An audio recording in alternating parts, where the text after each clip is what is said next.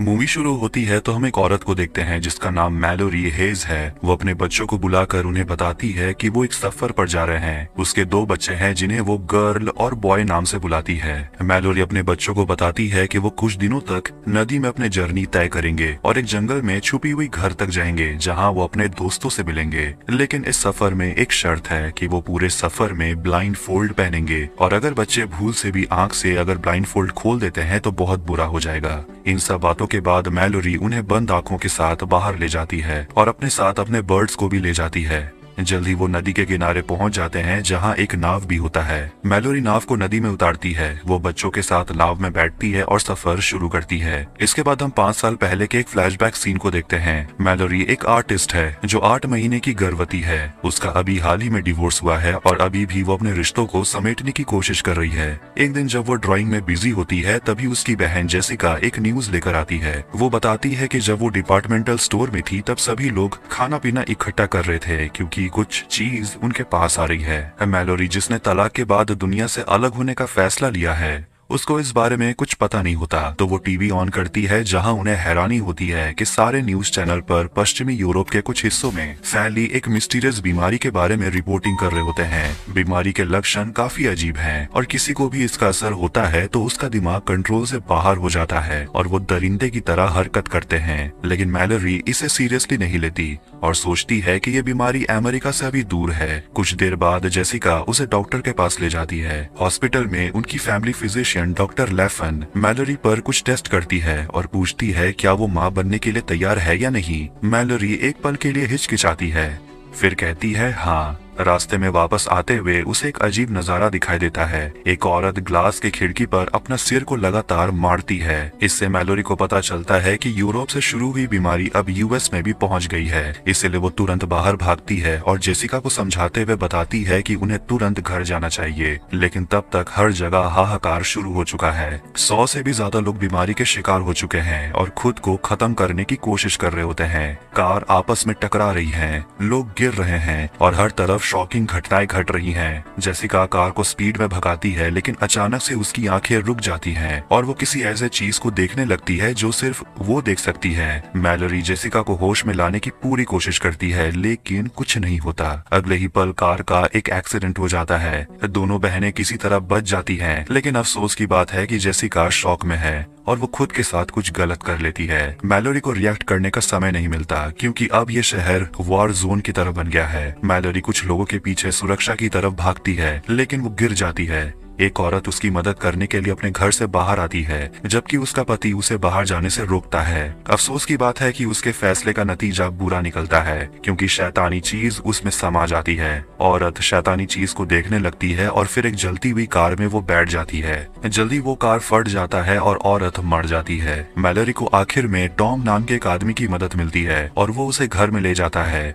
घर के अंदर कुछ लोग होते हैं जिसमें मालिक ग्रेग, उसका दोस्त डगलस और फिलिक्स भी शामिल होते हैं। अगले सीन में सभी लोग मेन रूम में इकट्ठे होते हैं और बात करते हैं कि उस अदृश्य चीज के बारे में जो दुनिया भर में तबाही मचा रहा है। एक ग्रोसरी स्टोर वर्कर चार्ली, उसकी थ्योरी ये है कि ये दुनिया का अंत है, जबकि दूसरे इस बात पर विश्वास नहीं करते और सोचते हैं कि यह भगवान का काम है। लेकिन सबको पता है कि ये चीज हर जगह है और उसे देखना भी खतरनाक है। इस बीच टॉम मैलोरी को संभालता है जो अभी अभी अपने बहन के अकाल मृत्यु से दुखी होती है। 1 घंटे पहले उसकी जिंदगी नॉर्मल थी, कोई परेशानी नहीं थी, लेकिन अब उसके चारों तरफ की दुनिया जैसे पलट गई है। बाद में पूरा ग्रुप इकट्ठा होता है और सारे दरवाजे और खिड़कियों को बंद कर देते हैं। उन्हें ये देखना है कि कोई बाहर से अंदर ना देख पाए। प्रेजेंट में मैलोरी और उसके बच्चे 5 घंटे से नदी में रो करते आ रहे हैं। कभी कभी वो खुद को ब्लैंकेट से ढक लेते हैं ताकि वो ब्लाइंड फोल्ड खोल सकें। मैलोरी अपना वॉकी टॉकी इस्तेमाल करके चेक करती है कि कोई पास में है तो नहीं, लेकिन वो सिर्फ उस चीज की आवाज सुन पाती है जो उसके नाम को पुकार रही होती है। पास्ट में मैलोरी और बाकी सर्वाइवर्स घर में साथ रहते हैं।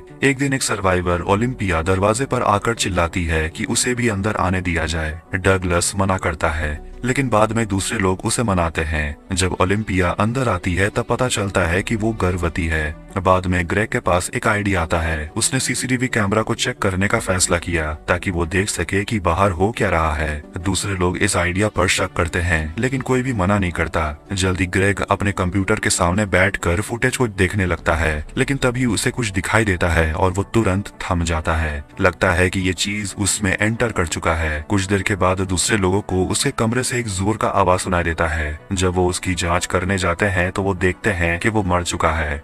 इससे पता चलता है कि वो चीज उन्हें कंप्यूटर के थ्रू भी प्रभावित कर सकती है, इसलिए उन्होंने उसे तुरंत नष्ट कर दिया। अभी से 14 घंटे बीत चुके हैं जब से तीनों ने नदी में नाव चलाना शुरू किया है। तभी मैलोरी को एक आदमी की आवाज सुनाई देती है जो कहता है ब्लाइंड फोल्ड उतारने के लिए, जो कहता है कि अब ब्लाइंड फोल्ड उतारने में कोई हर्ज नहीं है। मैलोरी को ये समझ में आ जाता है कि शायद ये आदमी इन्फेक्टेड है, इसलिए वो बच्चों को नीचे रहने और अपने ब्लाइंड फोल्ड पहने रहने को बोलती है। जल्द ही आवाज जैसे नदी के करीब आ रही है और कह रही है कि उसके पास खाना है। इसके अलावा उसने ये भी बताया कि उसने उस अदृश्य चीज को देखा है, वो फ्रेंडली है। तभी वो नाव के तरफ बढ़ता है, लेकिन मैलोरी भी तैयार होती है। मैलोरी उसे मशीटी से मारती है और उसका काम तमाम कर देती है। अगले सीन में हम दोबारा पास्ट में पहुंचते हैं, जहां सर्वाइवर्स के पास खाना खत्म हो चुका है। क्योंकि मदद का कोई उम्मीद है नहीं, इसलिए मैलोरी, टॉम और कुछ लोगों ने फैसला लिया है कि वो पास के ग्रोसरी स्टोर में जाएंगे जहां चार्ली काम करता था। उन्होंने गाड़ी की खिड़कियों को काला रंग लगाकर और जीपीएस का यूज करके उस जगह पहुंचने की कोशिश की। सफर के बीच जीपीएस जोर से बीप करने लगता है, जिससे पता चलता है कि वो उस चीज के करीब हैं। लेकिन टॉम उन्हें मुश्किल से बचा लेता है और स्टोर में ले जाता है। जब सर्वाइवर्स अंदर जाते हैं तो वो जहाँ कुछ भी देख सकते हैं उसे इकट्ठा करने लगते हैं। इस बीच मैलोरी कुछ बर्ड्स को देखती है और अपने साथ ले जाने का सोचती है। जब काम हो चुका होता है तब एक आदमी फ्रीजर से चीखने लगता है। उसने बताया कि वो फ्रीजर में कई दिनों से बंद है और उसके पास खाना खत्म होने वाला है। टॉम और बाकी लोग उसकी बातों को मान लेते हैं और उसकी मदद करने के लिए दरवाजा खोलते हैं। तभी चिड़ियों की आवाज आने लगती है। ऐसा लगता है कि वो संक्रमित लोगों को महसूस कर सकते हैं। फ्रीजर के अंदर वाला आदमी फिर से डीमन बन जाता है। टॉम और बाकी लोग उसको रोकने की कोशिश करते हैं, लेकिन वो बहुत ताकतवर लगता है। सबको पता चलता है कि अगर वो अंदर आया तो सबकी मौत तय है, इसलिए चार्ली अपनी जान देकर उन्हें बचाता है। उस रात जब मैलोरी और डगलस किचन में बातें कर रहे थे तो उन्हें गैरेज से आवाज सुनाई देता है। अफसोस की बात है कि फिलिक्स और उसकी गर्लफ्रेंड उनकी गाड़ी लेकर भाग चुके हैं। प्रेजेंट में तीनों ने नदी पर 24 घंटे बिताए हैं। मैलोरी इतनी थक गई है कि वो एक पुराने गाड़ी से टकरा जाती है। इससे बच्चे नदी में गिर जाते हैं, साथ ही जरूरत की चीजें भी। शुक्र है कि मैलोरी बच्चों को बचा लेती है और किनारे के पास बोट को रोक देती है। फिर वो बच्चों को बोलती है कि वो बैठे रहें और वो जरूरत की चीजें ढूंढने के लिए जंगल के अंदर चली जाती है। पतली रस्सी का यूज करके वो एक उजाड़ हॉस्पिटल में जाती है, जहाँ से वो कुछ खाने की चीजें और कपड़े ले आती है। मैलोरी बाहर जल्दी निकलने लगती है तो उसके नाम को पुकारता हुआ वही अदृश्य चीज सामने आता है। इसी समय किनारे पर छोटी लड़की चिंता में आ जाती है, क्योंकि मैलोरी के गए 1 घंटे से ज्यादा हो गया है। इसीलिए वो मैलोरी के बातों को ना मानकर जंगल में चली जाती है अपनी मम्मी को ढूंढने के लिए। अफसोस की बात है कि वो अदृश्य चीज उसे अपनी तरफ खींचने लगती है और उसे कहती है कि वो अपना ब्लाइंड फोल्ड खोलकर बाहर जंगल को देखे। छोटी लड़की उसकी बात मान जाती है, लेकिन उसके ऐसा करने से पहले ही मैलोरी आ जाती है और उसे वहां से ले जाती है। तीनों साथ में बोट में चढ़ जाते हैं और अपनी जर्नी जारी रखते हैं। अगले सीन में ओलिम्पिया एक अजीब से आदमी गैरी को घर के अंदर बुलाती है। बाकी सब उसे बुरा भला कहते हैं क्योंकि उसने बिना किसी से पूछे ये फैसला लिया। फिर भी सब उस आदमी को जांच करने के बाद अंदर रहने देते हैं। कुछ देर बाद गैरी ने दावा किया कि कुछ लोग बाहर हैं जो अपनी आंखें बंद नहीं कर रहे हैं। कुछ इंसान अदृश्य चीज के साथ मिलजुल कर रहना सीख गए हैं। सब गैरी पर भरोसा करने लगते हैं, लेकिन डगलस उसके खिलाफ उठकर अपनी गन निकालता है और उसे बाहर निकलने के लिए कहता है। लेकिन ग्रेग की माँ शेरिल उसके सिर पर एक वास मारकर बेहोश कर देती है। उसके बाद सर्वाइवर्स डगलस को गैरेज में बंद कर देते हैं। बाद में ओलिम्पिया मैलोरी से माफी मांगती है क्योंकि उसने सभी को परेशान किया और सबके लिए बोझ बन गई थी। लेकिन मैलोरी उसे ये बताती है कि उसने कुछ भी गलत नहीं किया है। जब दोनों प्रेग्नेंट महिलाएं साथ में होती हैं, तो वो एक दूसरे से वादा करती हैं कि अगर किसी एक की मौत हो जाती है तो वो दोनों बच्चों का ख्याल रखेंगी। ओलंपिया को एक हेलो किटी खिलौना भी देती है। प्रेजेंट में छोटी लड़की वही खिलौना पकड़ी हुई होती है जिसे पता चलता है कि वो ओलिम्पिया की बेटी है। जब वो लोग नदी के तेज धार पर जा रहे होते हैं तो मैलोरी उन्हें आगे बढ़ने से पहले बताती है कि ये सफर का सबसे खतरनाक हिस्सा होगा। फिर उसने बताया कि किसी एक को अपने आँख की पट्टी खोलनी होगी और रास्ता ढूंढना होगा। दोनों बच्चे ये काम करना चाहते हैं, लेकिन मैलोरी फिर कंफ्यूजन में होती है क्योंकि वो किसी को रिस्क में नहीं डालना चाहती। इसीलिए सोचने के बाद मैलोरी फैसला लेती है कि किसी को भी देखने की जरूरत नहीं है, वो सभी तेज बहाव पर जाएंगे और जो भी होगा देखा जाएगा। पास्ट में दोनों यानी कि मैलोरी और ओलिम्पिया एक साथ बच्चे को जन्म देती हैं। जब टॉम और शेरिल दोनों के साथ होते हैं तो गैरी कुछ अजीब काम करने के लिए नीचे जाता है। वो अपनी मॉन्स्टर की तस्वीरों का कलेक्शन बाहर निकालता है। इससे पता चलता है कि वो इन्फेक्टेड है। यहाँ तक कि यह भी पता चलता है कि उसके यहाँ पहुँचने का एक मकसद है, जो है सभी को संक्रमित करना। इसीलिए वो मैलोरी के परिंदों को रेफ्रिजरेटर में डाल देता है ताकि वो किसी को अलर्ट ना कर सकें। फिर गैरी खिड़की के कागज को फाड़ना शुरू कर देता है। तब तक ओलिम्पिया एक लड़की को जन्म देती है और मैलोरी एक लड़के को, जिससे सभी खुश होते हैं। मगर खुशी कुछ ही पलों की होती है क्योंकि गैरी कमरे में घुस जाता है और खिड़की के पर्दों को उठा देता है। मैलोरी तुरंत नजरें झुका लेती है, लेकिन ओलिम्पिया पोजेस्ड हो जाती है।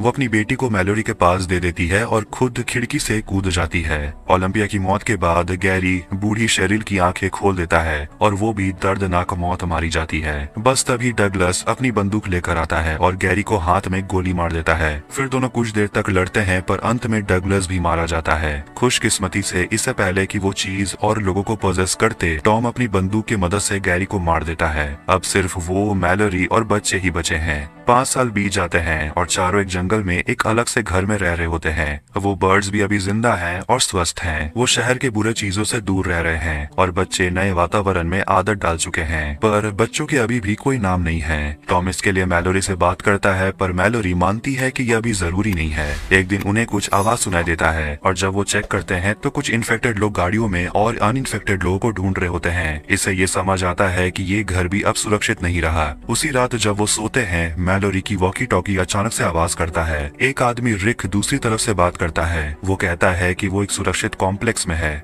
जहाँ बहुत सारी सप्लाईज और खाना है, पर वहाँ पहुँचना आसान नहीं होगा। रिक ये बताता है कि कई घंटों तक नदी के किनारे सफर करना होगा, खतरनाक रफ्तार के साथ लड़ते हुए। फोन काटने से पहले उसने 2 चीजें साफ कर दी। नदी बच्चों के लिए सुरक्षित नहीं है और चिड़ियों की मदद से ही कॉम्प्लेक्स का पता लग सकता है। अगली सुबह दोनों इस बारे में बात करते हैं। टॉम उस कंपाउंड को देखने जाना चाहता है, पर मैलोरी सवाल उठाती है। गैरी के साथ हुए हादसे के बाद वो किसी पर भरोसा नहीं करना चाहती। उसी दिन जब दोनों पास के घर में सामान ढूंढ रहे होते हैं, इन्फेक्टेड लोग फिर से आ जाते हैं। ये जानकर कि अब कुछ नहीं हो सकता, टॉम मैलोरी को बच्चों को लेकर जाने को बोलता है, जबकि वो समस्या को सुलझाएगा। मैलोरी रो रही होती है, पर बच्चों को सुरक्षित रखने के लिए वो मान जाती है। कुछ समय के बाद मैलोरी अपने सामान पैक करके अपने बच्चों के साथ पीछे के दरवाजे से निकल जाती है, जबकि टॉम बंदूक पकड़कर संक्रमित लोगों से मुकाबला करने के लिए जाता है। उसने कुछ लोगों को मार गिराया, लेकिन उसे भी गोली लग जाती है। इसीलिए अब उन सबको खत्म करने के लिए टॉम ने अपनी आंखों पर पट्टी को हटा दिया। जैसे वो पट्टी हटाता है, वो एक दरिंदे की तरह बन जाता है और एक एक करके सभी लोगों को मारने लगता है। फिर खुद के साथ भी वो कुछ गलत कर लेता है। इस बीच मैलोरी और बच्चे घर पहुंच जाते हैं। वहाँ मैलोरी अपने सफर के बारे में ब्रीफिंग करती है, जैसे फिल्म की शुरुआत में दिखाया गया था। अब प्रेजेंट में 42 घंटे गुजर चुके हैं और वो खतरनाक ताकतों से भरे तेज धार तक पहुंच गए हैं। मैलोरी नाव संभालने की कोशिश करती है, लेकिन नौका पलट जाता है और सभी गिर पड़ते हैं। पर मैलोरी अपने बच्चों को पकड़ लेती है और किनारे तक पहुंच जाती है। उसके बाद तीनों धीरे धीरे जंगलों से गुजरते हैं। वो एंटिटी भी अपने अदृश्य रूप में उनका सामने आती है और वो मैलोरी और उसके बच्चों को पट्टी हटाने के लिए बहकाने की कोशिश भी करती है, लेकिन वो उनको पूरी तरह से इग्नोर करते हैं और चिड़ियों की संगीत को फॉलो करते हैं। जल्द ही वो एक बड़े कॉम्प्लेक्स तक पहुंच जाते हैं और मैलोरी दरवाजा पीटने लगती है। तभी कोई दरवाजा खोलता है और जांच के बाद कंफर्म करता है कि वो संक्रमित नहीं है। अंदर वो रिक से मिलते हैं, जिन्होंने बताया था कि ये कॉम्पाउंड अंधों के लिए एक स्कूल था, इसीलिए यहाँ के लोग कभी संक्रमित हुए ही नहीं। डॉक्टर लैफन भी वही है, जो मैलोरी के पास आती है और उसके बच्चों को वेलकम करती है। वो उनके नाम पूछती है और थोड़ी देर सोचने के बाद मैलोरी, ओलिम्पिया और टॉम कहती है। फिर मैलोरी आखिरी में अपने बर्ड बॉक्स को खोलकर परिंदों को उड़ा देती है और इसी के साथ बर्ड बॉक्स मूवी यही एंड होती है। तो अगर आपको ये वीडियो पसंद आया तो वीडियो को लाइक करे, चैनल को सब्सक्राइब करे ऐसे ही मूवीज एक्सप्लेनेशंस के लिए। मिलते हैं नेक्स्ट वीडियो में। Take care.